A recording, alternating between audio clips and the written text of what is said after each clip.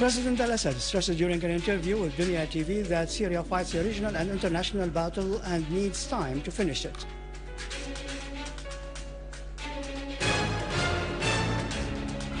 Iran says a multipolar system is emerging in which non-aligned countries can play a major role.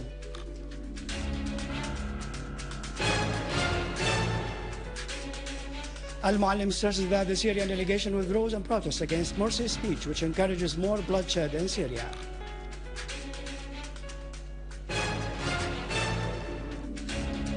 Army units chase armed gangs in Aleppo, Idlib, Dar'a and Hama, inflicting heavy losses on them.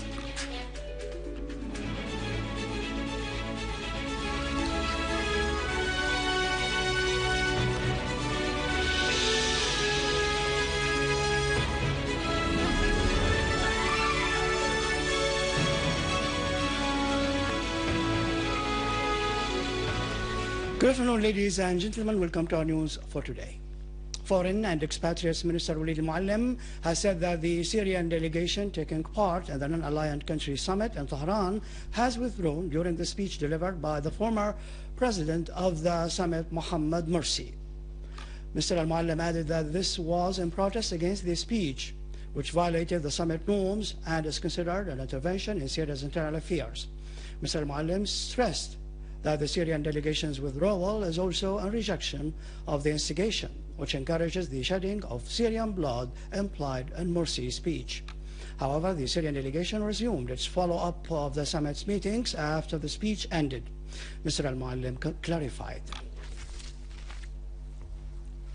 Supreme Leader of Iran's Islamic Revolution, Sayyid Ali Khamenei, stressed on the sidelines of the non-aligned summit that Iran sees that the natural condition to solve the crisis in Syria is to halt sending weapons to the armed terrorist groups in the country. Khamenei affirmed that the prevailing situation in Syria is caused by the outflow of weapons sent to the terrorist groups from across most of Syria's borders. He said that the governments of the countries sending arms to the terrorist groups in Syria are the ones responsible for hindering the implementation of the plan of the former UN envoy to Syria, Kofi Annan.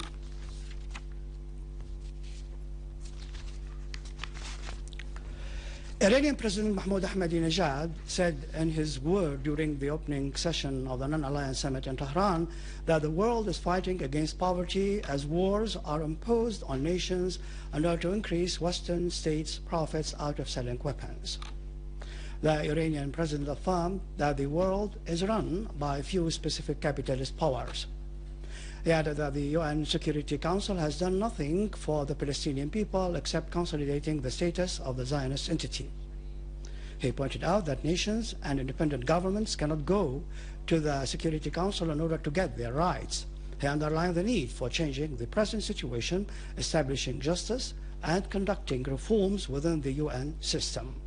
President Najad said the non-aligned countries' potentials are huge that enable them to play an important role at the level of international relations to realize peace and justice in the world.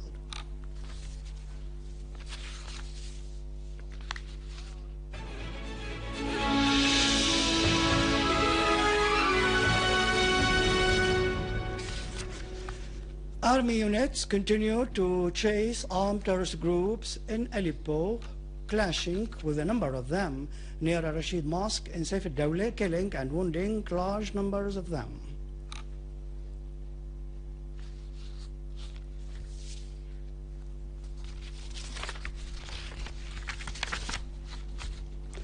In cooperation with local residents, army units chased armed groups in Saif al-Dawla and Al-Moallem area used by them as bases to commit crimes against citizens. Authorities found a cache of weapons and a satellite transmission set and a number of cameras. During the operation in Salah ad-Din, Al-Amiriya, Al-Hashkal, and Tel al-Zarazir in Aleppo, authorities confiscated large amounts of weapons, which included ammunitions, 1 mortar, 3 machine guns, pump-action rifles, medical equipment, and hand grenades. Authorities also found a factory for manufacturing explosives. 3 snipers were also killed in Al-Azamiya area. Army units also targeted armed terrorists near Al-Ibn Mosque in Kastel Harami, killing large numbers of them.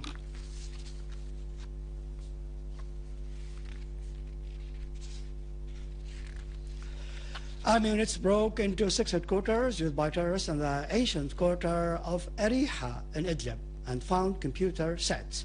Authorities also restored 6 pickup cars stolen by the terrorists and confiscated large quantities of weapons in addition to a field hospital full of stolen materials.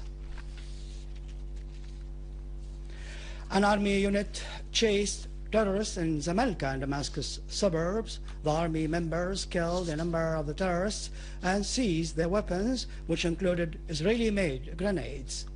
A clash broke out with an armed terrorist group at Al-Kabir mosque in the city, in which a large number of terrorists were killed while others managed to escape.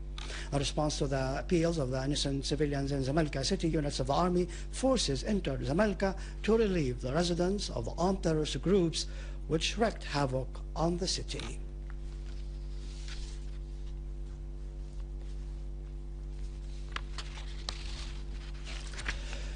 Authorities have come across several stolen archaeological findings in a terrorist hideout in Kirkad, intended to be smuggled outside Syria. Among the pieces found was a mosaic painting of a unique kind in the world. It had been stolen by terrorists from a Famia museum. The authorities also found in the hideout developed communication equipment, fabricated videotapes, and a handmade anti-aircraft machine gun base. Engineering army units dismantled today an explosive device planted by an armed terrorist group in Hattin in Daraa. Our correspondent quoted a source in the city as saying that the device weighed between 30 to 40 kilograms, equipped with a remote control detonator.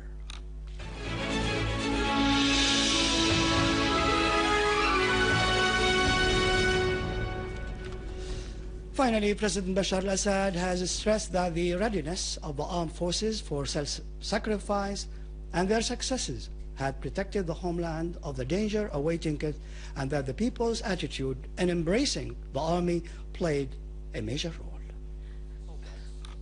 President Bashar al-Assad has stressed the armed forces' readiness for self-sacrifice and their successes that protected the homeland of the danger awaiting it, and that the people's attitude in embracing the army plays a major role in such successes.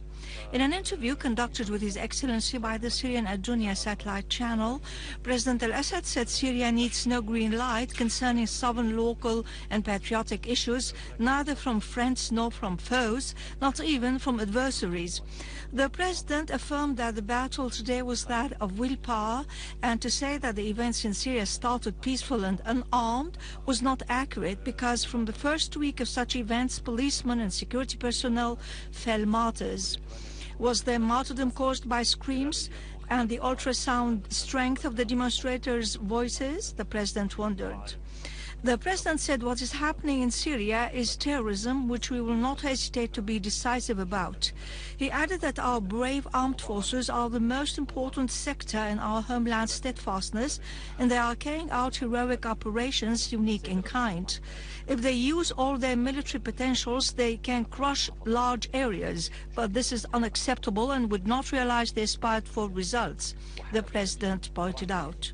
President al-Assad said some sides made a mistake when they believed that the ship was that of the regime. It was that of the homeland as a whole. If it survives, it was that of the homeland as a whole.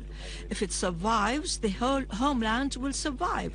And if it sinks, the whole homeland will sink. The President added that the masses of the people, not the elites, made the ship survive. The President affirmed that our heroic forces take into consideration in their fight against terrorism protecting lives and properties, and they need time to settle things. The Syrian state's sovereignty on its land is full and permanent, and to talk about what's called buffer zones is not realistic, the President added.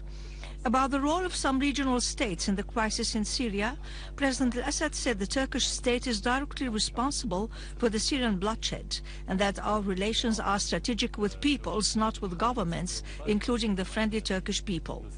The President said that defections are a self-cleaning process, and running away is a positive step that cleans the state. President al-Assad said that a person who runs away is either corrupt or a coward. President Assad said Syria is paying today the price of its national stance, and the so-called Arab Spring is the West's new phase in subjugating Syria after the failure of the so-called open-up policy to it. The issue today is for Syria either to sink or live. President al-Assad underlined the important role of Syrian national information, particularly during this crisis, adding that our national media has defeated true media empires. His Excellency noted that had our media played no important role, our media men would not have paid the price with their own lives. President al-Assad said that the Syrian people, with all their categories, have been the ones who have protected the homeland, and that Syria's destiny lies in the hands of the Syrian people. The president added that men of religion played a substantial, honorable and historical role if we take into consideration that the essence of the crisis was to sow sedition. On the economic situation, President al-Assad pointed out that Syria is a productive country and our economy must be reformulated so that benefits would come out of the crisis, adding that we must change some of our consumption habits. About the release of some detainees, President al-Assad said that was not a step of weakness, but one that illustrated the state's self-confidence. The president affirmed that solving the crisis couldn't be done only through eliminating terrorism by force, but also through resorting to all methods, including tolerance, to overcome this crisis. He added that the national opposition has placed its own interests aside and put the homeland's interest above its differences with the state. With this, we conclude our news bulletin for today. For more information about Syria and the region, and if you want to view our bulletin again, you can visit our website in English, syriaonline.sy. Up next, the latest business.